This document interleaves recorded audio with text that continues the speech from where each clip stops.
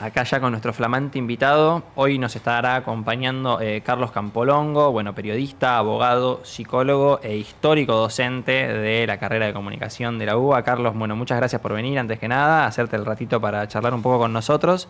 Y la pregunta disparadora no es una pregunta fácil, pero nos gustaría hacértela teniendo en cuenta tu trayectoria política, ¿no? Si vos hoy tuvieras viste cuando hacemos en el currículum nuestra muy breve descripción, bueno, me llamo Ramiro, soy politólogo, bueno, vos ahí ponés peronista. Depende de qué es el currículum. Si es para la nación, no. Es para un laburo en el PJ. Claro. Viste que el PJ está buscando. Si no sé si hubiese sido sabías. en la época de la dictadura, no hubiese puesto eso nunca, porque eso ya significaba bochado de entrada.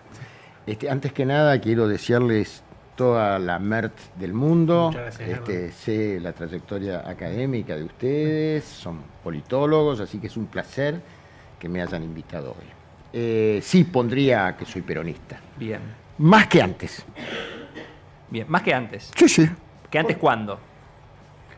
Que cuando yo nací, digamos, emergí en el peronismo, primero por la emoción y después por la conciencia. Bien. No digo que la vida no es así tan tabicada, pero mis primeras experiencias de trabajo en DocSud, donde había una villa que hacíamos ayuda escolar a los chicos, era un grupo, me fue generando una impronta emotiva muy grande.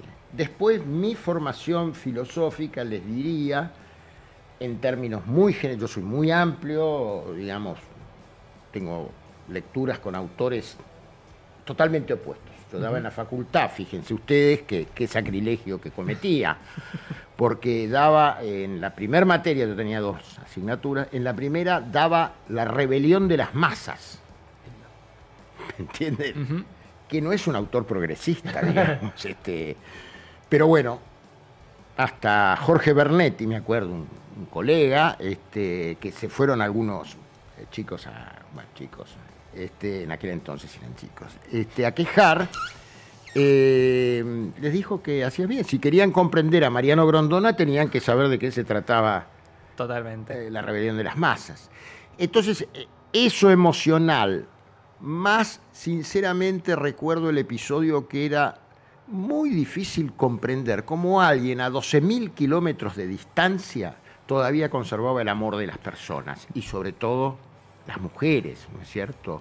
Bueno, eso más la elaboración de ideas me fue llevando con más convicción al peronismo. Y después retomamos, si ustedes. Bien. Viene hoy un extranjero y te pregunta, what is peronism? No, Sí. no comprendo. Le digo que compre el libro de Alain Rouquier, El siglo de Perón. Las 8 primeras páginas, nada más. Con esa ya basta, decís. Claro, Porque no es un libro particularmente un poquito denso, digamos, ¿no? No, es denso y él tiene su estilo. Pero ¿sabés lo que pasa? Antes de la página 8, él dice que la ciencia política, la politología, va a tener que generar una nueva categoría. Si nos manejamos con categoría, una nueva categoría, en donde se explique lo que es el peronismo. No, el libro es crítico en algunos aspectos sobre el peronismo.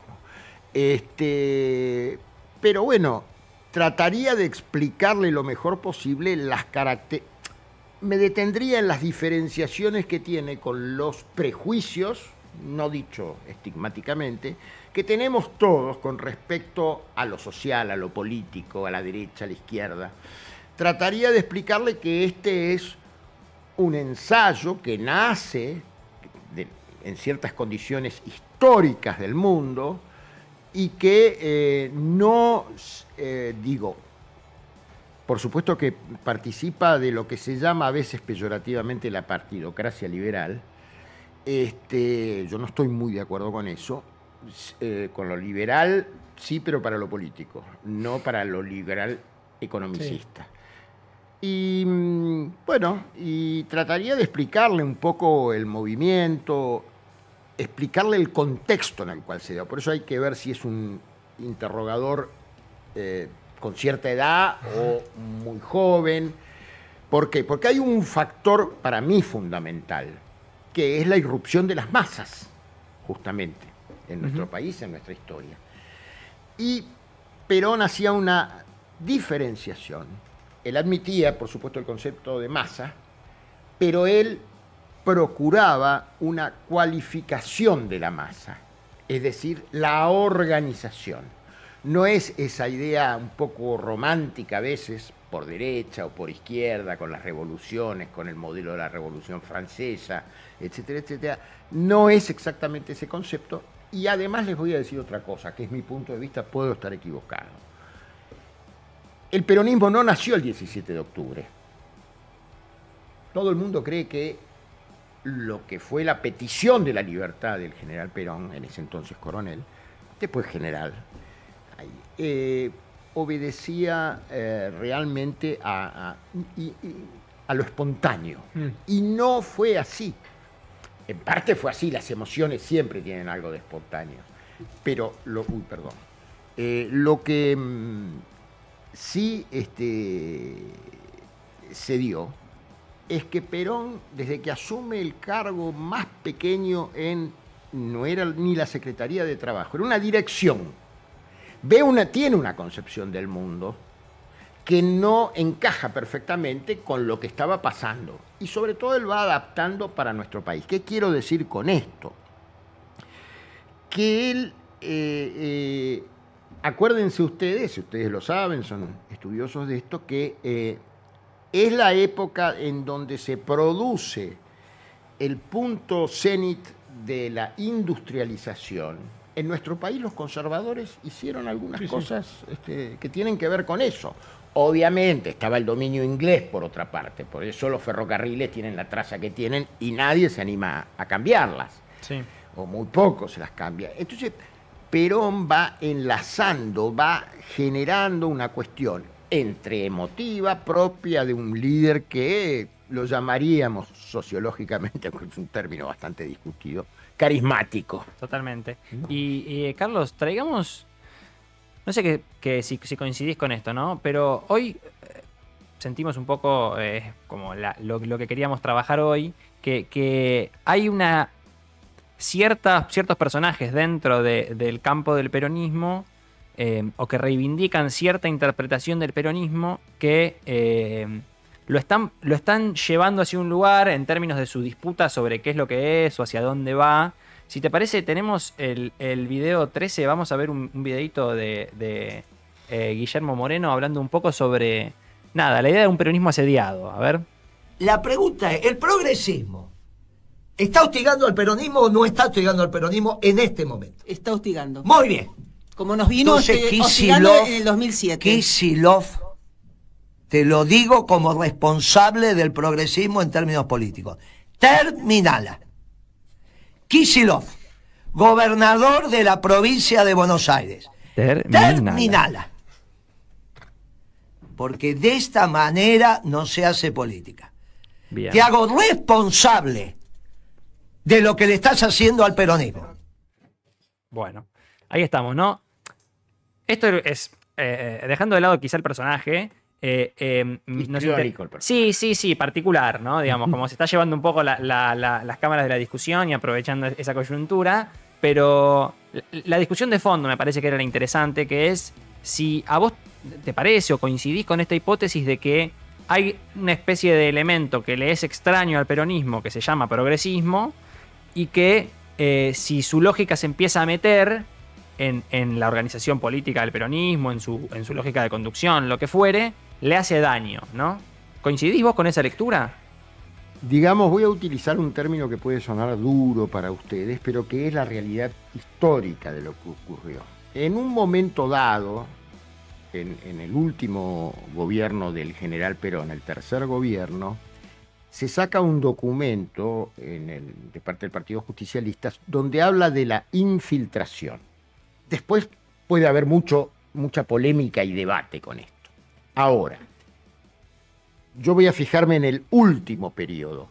Sí, yo diría que el progresismo, a mí no me asusta la palabra progresista, digo, a Perón no le gustaba la palabra progreso.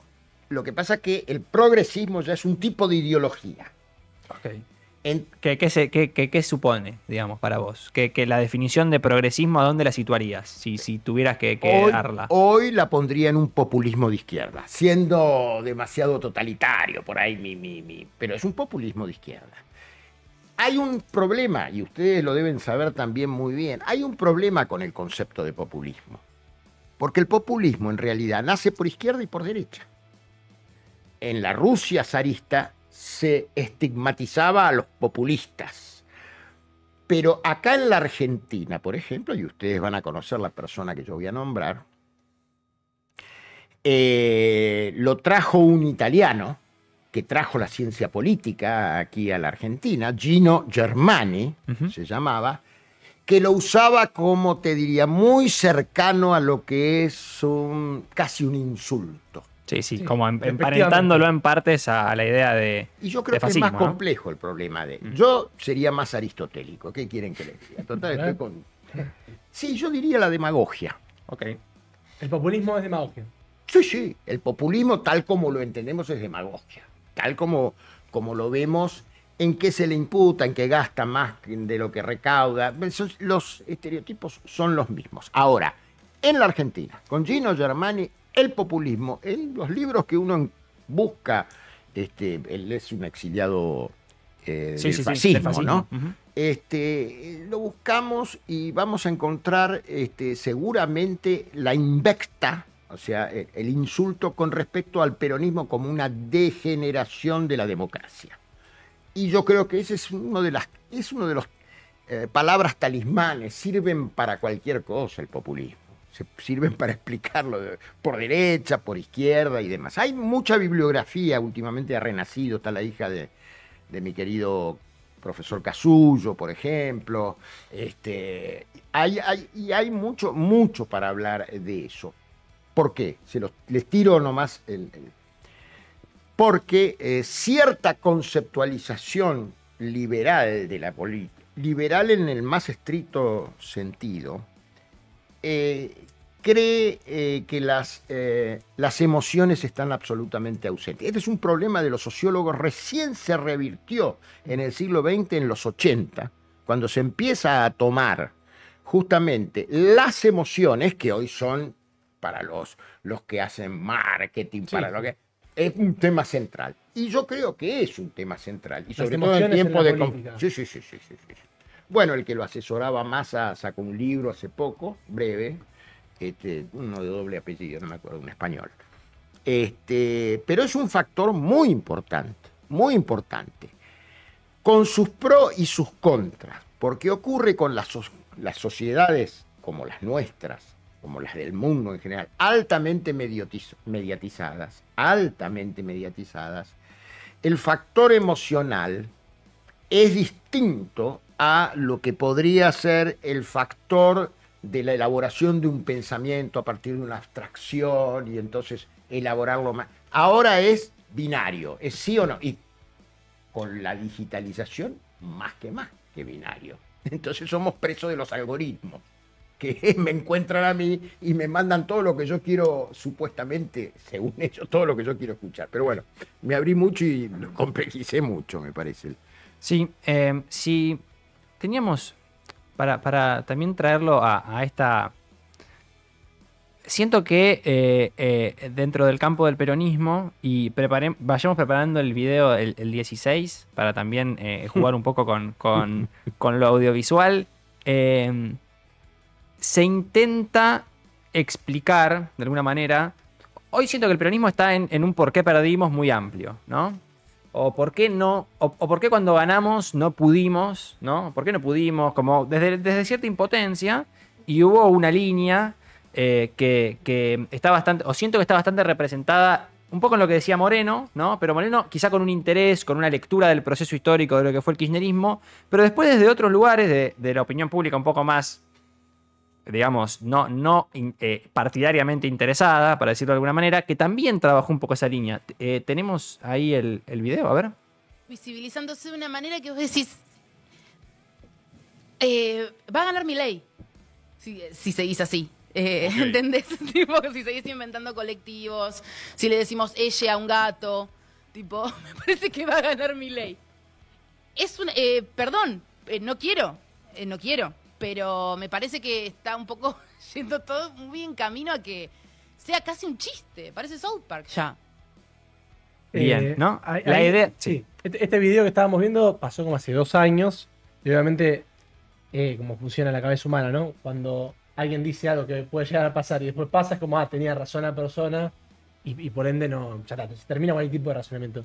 Hay una idea dentro de todas las personas que perdimos contra Milei, que de alguna manera Milei llega al poder porque se preocuparon mucho la política por el progresismo, ¿no? Por políticas de reconocimiento, que a veces, como el progresismo queda muy amplio el concepto, nosotros preferimos como de alguna manera englobar al progresismo como agendas de reconocimiento y redistribución, y entendemos que las personas que hacen énfasis en, bueno, se perdió por el progresismo, solo respetan a la parte de, bueno, reconocimiento, ¿no? Que lo que sería el estatus de las personas en la sociedad. Bueno, vos, si sos heterosexual, vales más que un homosexual, si sos blanco, vales más que una persona de color. Bueno, ese estatus, al parecer, son agendas de minorías que no habría que prestarle tanta atención porque la verdad pasa por la parte de la redistribución, ¿no? Por la parte de la economía.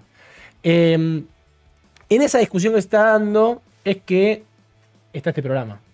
Para vos, ¿se perdió por progresismo? ¿El progresismo es solamente la agenda de reconocimiento? O la pregunta también podría ser, ¿somos pobres por el DNI no binario? ¿Acaso? Bueno, es muy interesante lo que ustedes decís. Voy a tratar de sintetizarlo o simplificarlo. Como todo tema complejo, hay que simplificarlo. Lo primero que quisiera agregar con respecto al inicio de la conversación es que en realidad el progresismo tiene distintos andariveles. El que más formado en cierta conciencia política es el progresismo que de alguna manera arrastra un pasado marxista y ha intentado de alguna manera copar, diríamos. A ver, porque el problema está, Perón lo saludó a Mao, el tema, claro, Perón dijo textualmente, Y levantó el bloqueo, fue uno de los primeros en levantar el bloqueo a Cuba. Levantó el bloqueo a Cuba en el 73, yo fui del segundo contingente que viajó a Cuba. Mirá. Pero además dijo, si yo hubiese nacido en China sería maoísta. Textual, digo, bueno, son las cosas de Perón, pero tratando de ser lo más riguroso posible Primero está ese factor, llamémosle ideológico si ustedes quieren, aunque la ideología es otro término bastante complejo, bastante Yo les diría que hay una impronta fuerte de muchachos que descubrieron al peronismo después de haber pasado por la juventud comunista. Bueno, entonces llegan un poco tardíamente a un fenómeno que es mucho más complejo. El peronismo no aglutina una densidad marxista. Nunca esto fue el propio Perón, lo dijo. Pero Carlos, perdón, sí. ¿Llegan tarde?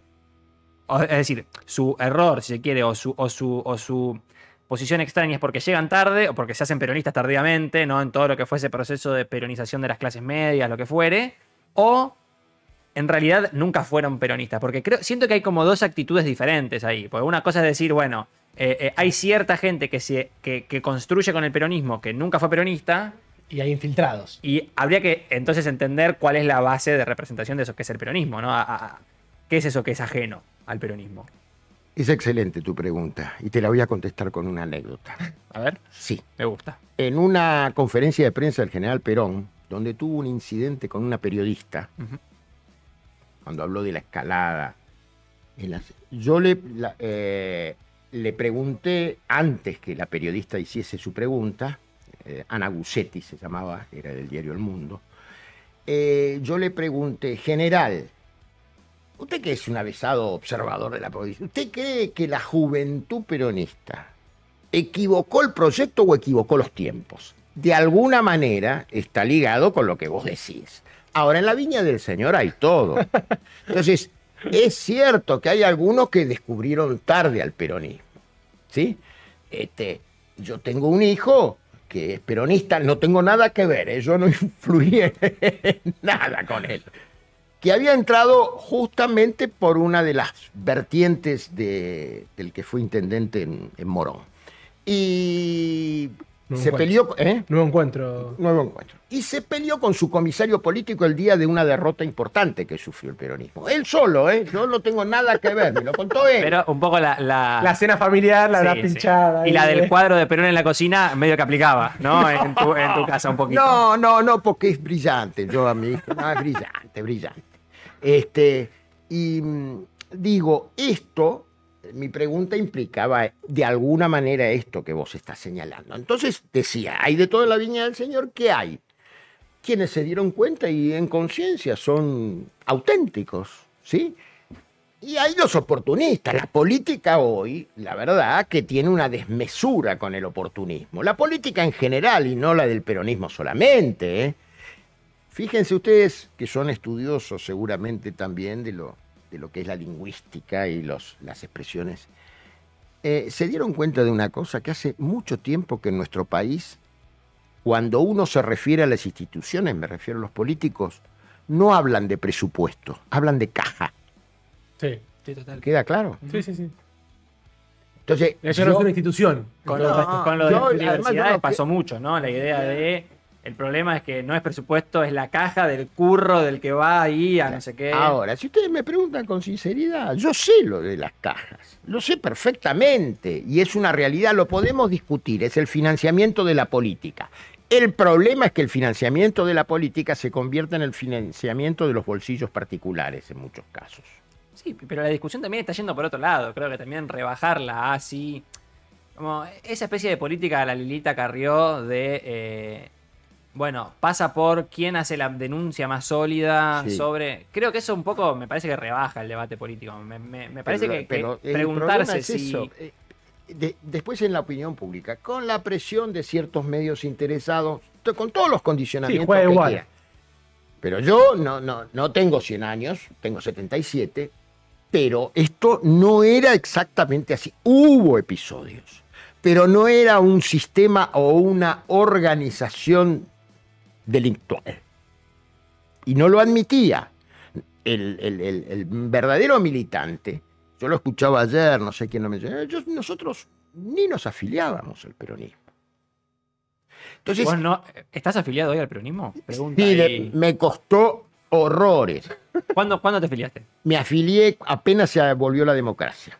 Bueno. Tengo el carné número 1 de la circunscripción a la cual yo pertenezco. Bien. Se daba pero en el momento de la vuelta de Perón no te afiliaste al PJ. En el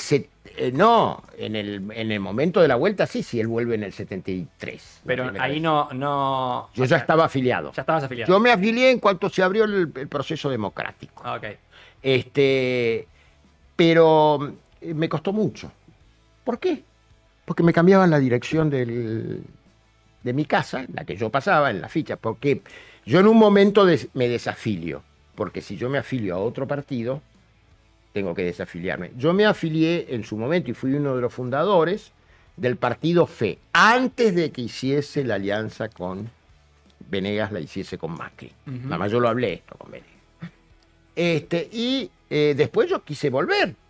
Y me costó 2 años y pico, porque no sé quién habrá sido del PJ Capital, que se equivocaba. Le erraba tu casa. ¿De dónde te ponía la dirección? No, qué sé yo, cualquier dirección, ¿viste? Hasta que hará un año y pico. Bien lejos. Pero escúchame, tengo la fotografía, tengo la fotografía de cuando yo me reinscribo, donde hay autoridades ahí, porque se hacía un asado ahí en la calle Mateu. Claro. ¿Me entendés? Sí. Entonces, el peronismo está bien, son las cosas que pasan, pero sí, me costó reafiliar. Bien, y Carlos, entonces, una pregunta más espiritual esta. Entonces, para vos, no quiero hablar por vos, así que te dejo la pregunta hecha, pero para vos el peronismo nunca fue progresista, progresismo y peronismo van por andariveles diferentes de la historia de la política argentina, y su matrimonio durante la caída, digamos, ese proceso que vino después de las ruinas de lo que sería el 2001, ¿fue un matrimonio por conveniencia, pero que debería romperse para vos? qué buena pregunta. Mirá, yo no te podría decir que nunca hubo, el peronismo significó avance. Avance es progreso en palabras. Yo te expliqué por qué, digamos, el reparo en el sentido que se le da a la palabra progresista. Usted marcaban recién lo que tenía que ver con las minorías. Bueno, Tocqueville decía que hay que tener cuidado también con la tiranía de las minorías. De las mayorías. No. Y de las minorías. De las minorías. Estaba preocupado Tocqueville. Tocqueville en general. Bueno, ya sé que no cité un progresista, pero... Por eso, no es el primer progre, digamos. No, pero hay que leer, muchachos. No, totalmente. Hay que abrirse. No hay que... Lo peor que ha hecho el kirchnerismo, y aquí voy, ¿sí?, es confundir doctrina con dogma. Nosotros no somos dogmáticos. Perón daba clases de política, de doctrina política. Pero si uno mira la película de actualización doctrinaria, etcétera, etcétera, va a ver que hay muchos factores. Lo que pasa es que una vez muerto, en el peronismo circula muchas veces, cuando Perón muere el 1 de julio del 74, y para muchos el peronismo terminó. ¿Para vos? Para mí no había terminado, porque yo fui funcionario 3 meses, nada más, los últimos 3 meses de Isabel Martínez de Perón. Yo no era isabelista, era peronista. Pero no tenía... sabía frente a la actitud que tuvo Isabel, donde Macera quería hacer una fórmula con Isabel, donde le ofrecieron guita, etcétera, etcétera. Yo estaba el 24 de marzo en la Casa de Gobierno, así que a mí no me la contó nadie, lo vi yo. Eso. Yo la reivindico a Isabel Martínez de Perón, pero no solamente por ser mujer, porque no hizo todo lo que se presagia del desastre. Muchachos, fue una operación de pinzas por ultraizquierda y por ultraderecha el derrocamiento ese. Estaba cantado. Que ella tenía pocas aptitudes, podemos discutirlo eso. La nacionalización de los bancos, de las estaciones de servicio. Hay un montón de cosas que la podemos discutir. El balazo que le tiraron al Shackleton, la misión Shackleton que venía por las Malvinas.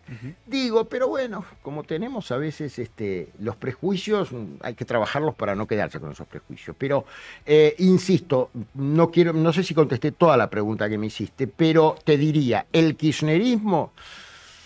Hasta Néstor, yo lo voté a Néstor. Primera elección lo voté. Después no lo volví a votar nunca más al kirchnerismo. Y soy de los que cree que el kirchnerismo le ha hecho mucho daño al peronismo. Pero me interesa, antes de entrarnos en el kirchnerismo, entre la muerte de Perón, Isabelita ese tiempo, y después el peronismo, ¿seguía existiendo para vos? Digo, hablaste los 3 meses, pero... Y yo no les puedo negar, porque después mi vida se prolongó. Yo estuve, por supuesto, en varias elecciones. En el 95 yo fui jefe de campaña de José Octavio Bordón, que había sido gobernador de Mendoza y que venía de alguna manera a cambiar el rumbo que el consenso de Washington había establecido durante la época de Menem. Por eso ustedes decían algo muy interesante, que es del libro de Lampedusa, que es cambiar algo para que nada cambie. Mucho de eso está sucediendo ahora con el gobierno de Milei. Yo esta historia la viví con Martínez de O, la viví con distintos marbetes, etiquetas, discursividades. Pero el economicismo es el economicismo, el neoliberalismo, como se llama, es el neoliberalismo, y son concepciones, como bien vos señalabas hace un rato, filosóficas distintas. Tengo una pregunta.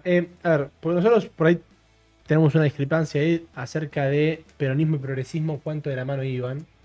Si tomamos de la mano de, vamos a suponer que lo progre es solo tomar las medidas de reconocimiento y que el peronismo, de alguna manera, o por lo menos lo que mostrábamos en el clip de Moreno y en sus otras intervenciones, es lo material, es solamente la agenda de redistribución.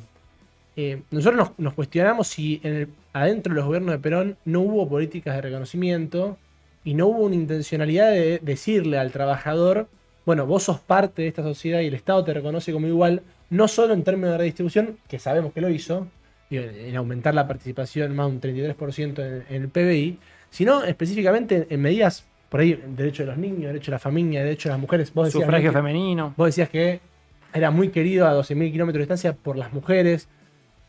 Eso no entraba tanto en la cuestión de redistribución.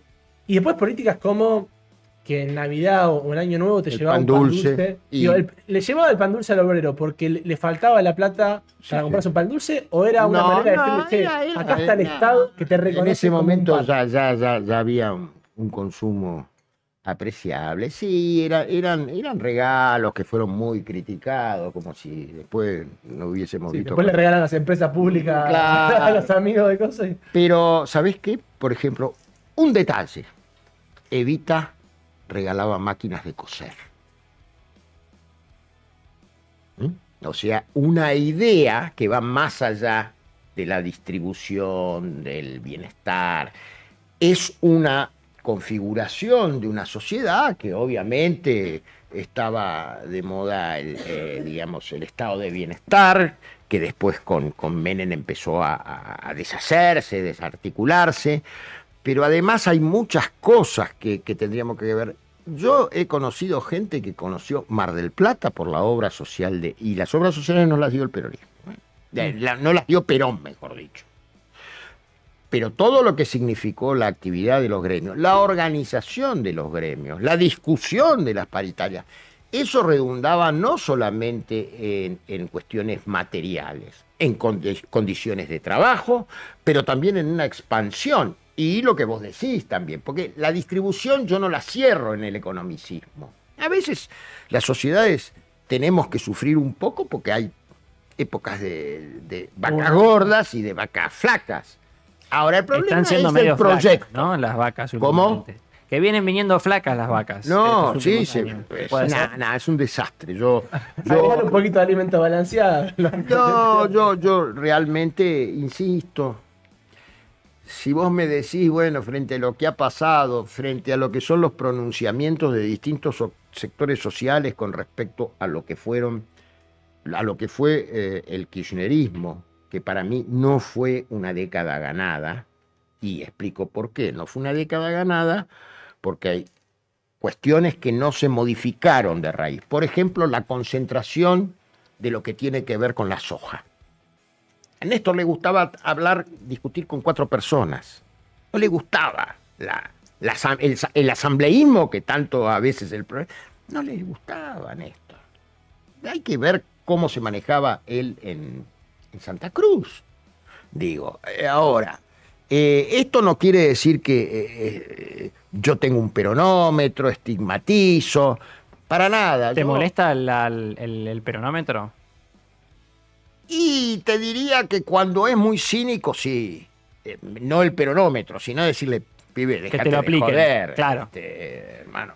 Uh-huh. Conmigo es difícil, porque ya llevo años, entonces, ¿viste qué me van a...? Pero hay distorsiones, en la concepción. Por ejemplo, creer que confundir comunidad con estatalismo es un error. Sí. Comunidad, me refiero en los términos del peronismo, ¿no? Uh-huh. Hay algo ahí en lo que estabas diciendo que siempre me pareció interesante, que es también la pregunta, si se quiere, por el sujeto de interpelación, si se quiere, ¿no? O sea, la persona a la cual vos le estás hablando, porque veníamos hablando de la cuestión del pan dulce, el reconocimiento del estatus, pero quizá el sujeto político de ese peronismo clásico era el obrero, ¿no? El trabajador, obrero, lo que fuere. Inmerso en un campo de intervención que suponía el trabajo, todo lo que sucedía en torno a la cuestión del trabajo y la organización familiar.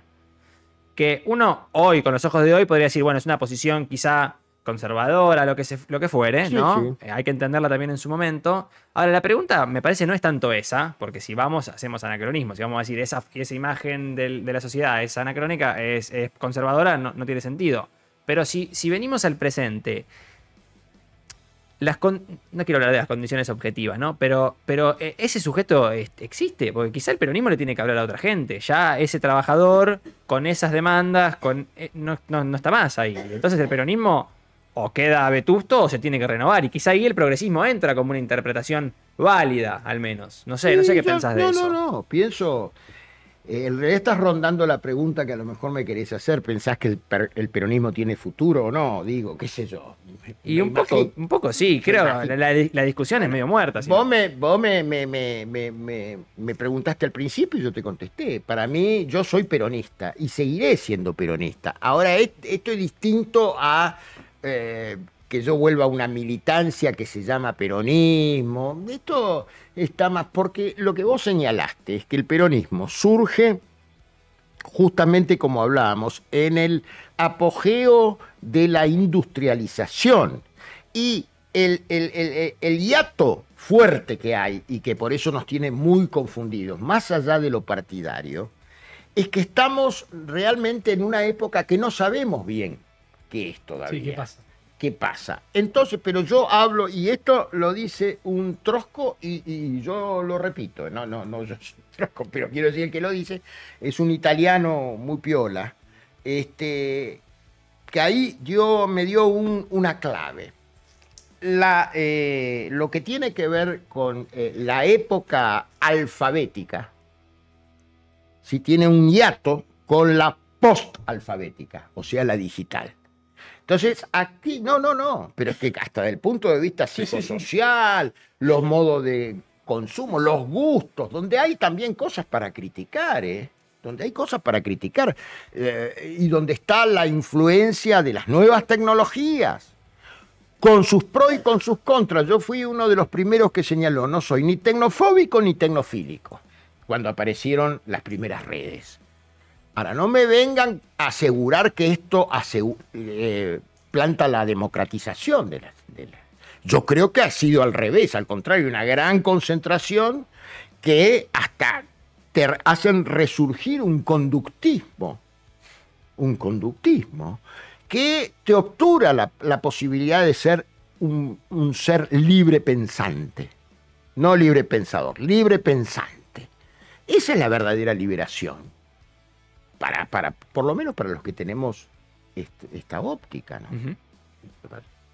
Por último, queríamos preguntarte acerca de, el peronismo hoy está viviendo una interna. Sí. Que casi que no se dice. Si es que hay interna. Si es que hay interna. Vos decías que, hoy más que nunca te sentís peronista. Dentro de esa interna estás en un bando. ¿Qué opinás de esa interna? ¿Tiene sentido? ¿No tiene sentido? ¿Cómo ves al peronismo hoy de cara al próximo año? ¿Te sentís representado por ese debate? ¿Sentís que se está discutiendo algo de ninguna manera? Bien. No sé si fue claro. Taxativo. De ninguna manera, estamos viviendo circo. Por Dios.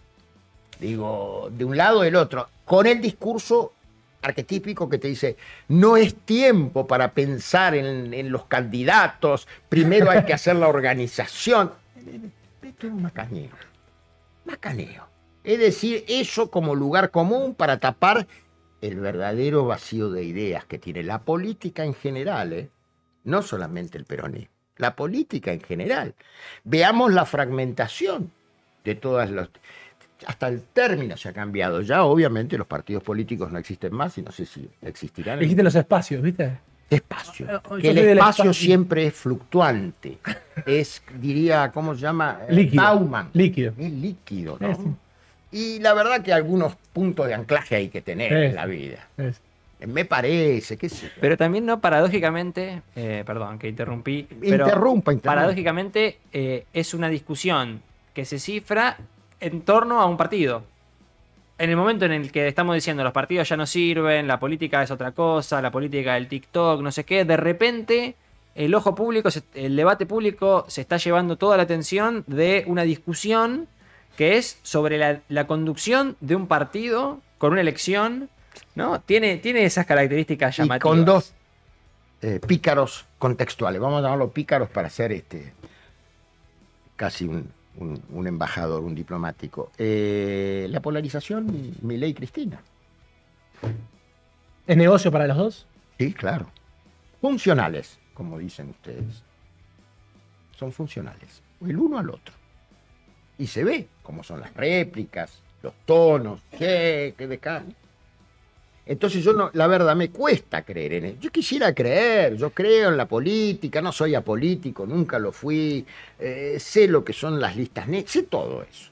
Sé lo que pasa en los medios, pero bueno, ¿qué vamos a hacer? Esto es lo que tenemos. Tratemos de construir algo. Bueno, Carlos, muchísimas gracias por haber venido. Un placer tenerte acá.